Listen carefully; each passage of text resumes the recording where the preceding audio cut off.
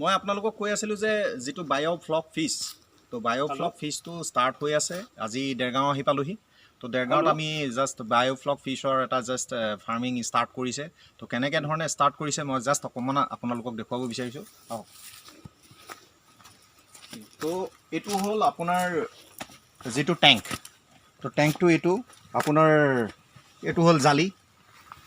জালিটো এনেকুৱা ধৰণৰ থাকিব তাৰপিছতে ইয়াত প্ৰটেক্টৰ এটা থাকিব নেক্সট প্ৰটেক্টৰটো লগাব লাগিব তাৰপিছতে এখন হ'ল টাৰ্পলিন হয় না টাৰ্পলিন বলতা है তো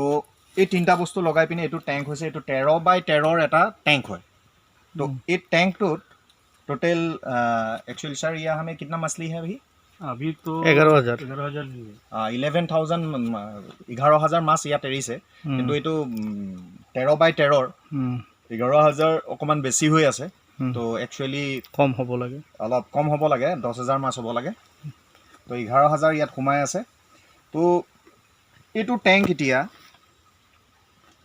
যদি চাই এইটো টেংকটো বনাওঁতে আপোনালোকৰ হয়তো ডাউট হৈ আছে কিমান হ'ব কিন্তু এইটো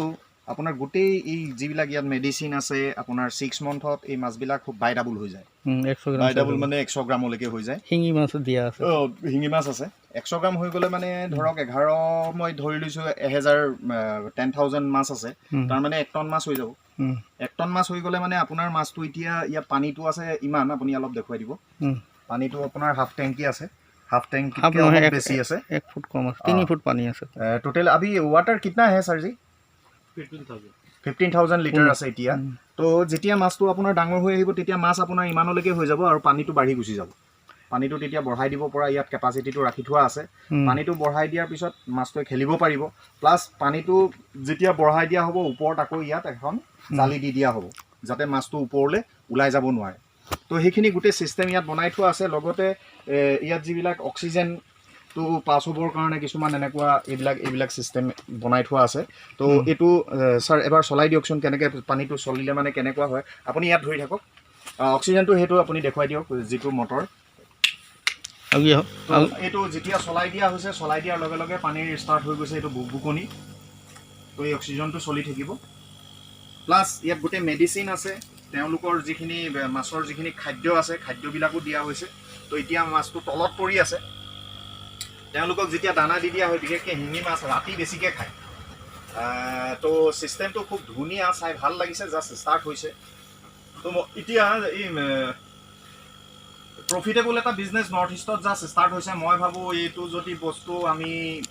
নিজে কৰিব পাৰোঁ প্ৰত্যেক মানুহকে আমি বস্তুটোৰ কথা যদি আমি বুজাই দিব পাৰোঁ তেতিয়াহ'লে বহুত প্ৰফিট হয় বুলি ভাবোঁ কাৰণ মানে এটা টেংকত ধৰক এই টেংকটো বনাওঁতে এতিয়া যিজন অ'নাৰ তেখেত অকণমান বস্তু আনিবলৈ গৈছে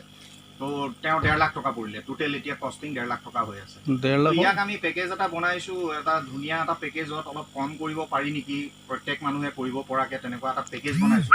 তো সেই পেকেজত গোটেই বস্তুখিনি থাকিব ইনক্লুডিং হৈ থাকিব আপোনাৰ এতিয়া এইটো টেংক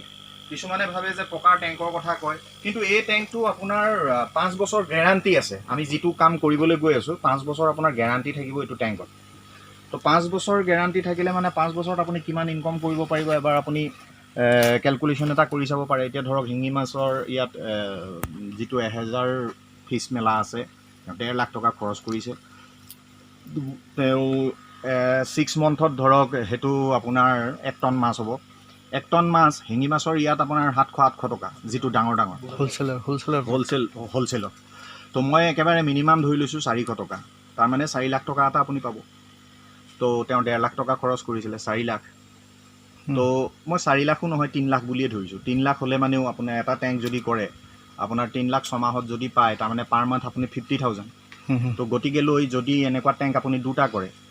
তাৰমানে আপোনাৰ পাৰ মান্থ 1 লাখ আৰু যদি আপুনি বোলে 4টা টেংকি কৰে পাৰ মান্থ আপোনাৰ 2 লাখ টকাৰ তেনেকুৱা এটা হিচাপ কৰিব পাৰে যদি কৰোঁ বুলি ভাবে আৰু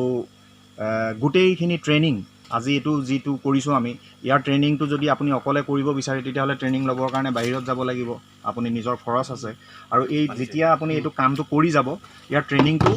আজি আমাৰ লগত আছে ট্ৰেইনাৰ উইথ ডাক্তৰ তেওঁলোকো আছে তেওঁলোকে গৈ পিনে আপোনালোকক নিজৰ ঘৰত গৈ আপুনি ট্ৰেইনিং এটা পাব সো এই কামটো যদি কৰে বহুত ভাল হয় আৰু পিছলৈ গৈ আছোঁ অলপ মালিক এখেত ব্যস্ত হৈ আছে আমাৰ মালিক চবতকৈ ডাঙৰ কথাটো কৈ দিয়ে মাছটো গ্ৰ'থ হোৱাৰ লগে লগে আকৌ কোম্পানীয়ে ল'ব য়েছ আৰু এটা ডাঙৰ কথা হয়তো 1 টন মাছ কেনেকৈ বিকিম হয়তো আপুনি চিন্তা কৰি থাকিব পাৰে তো 1 টন মাছ বিকিবৰ কাৰণে আপুনি চিন্তা কৰিব নালাগে আমাৰ 1 টন নহয় বহুত টন মাছেই প্ৰয়োজন আছে আৰু যিটো অৰ্গেনাইজেশ্যনৰ আণ্ডাৰত আমি কামটো ষ্টাৰ্ট কৰিবলৈ লৈছোঁ সেই অৰ্গেনাইজেশ্যনটোৱে মাছটো আপোনাৰ পৰা উঠাই লৈ যাব যদি আপুনি দিয়ে আপুনি ৰিটেইলো কৰিব পাৰে আপুনি আমাকো দিব পাৰে তো থেংক ইউ সকলোৱে আগবাঢ়ি যাওক নেক্সট আকৌ লগ পাই আছোঁ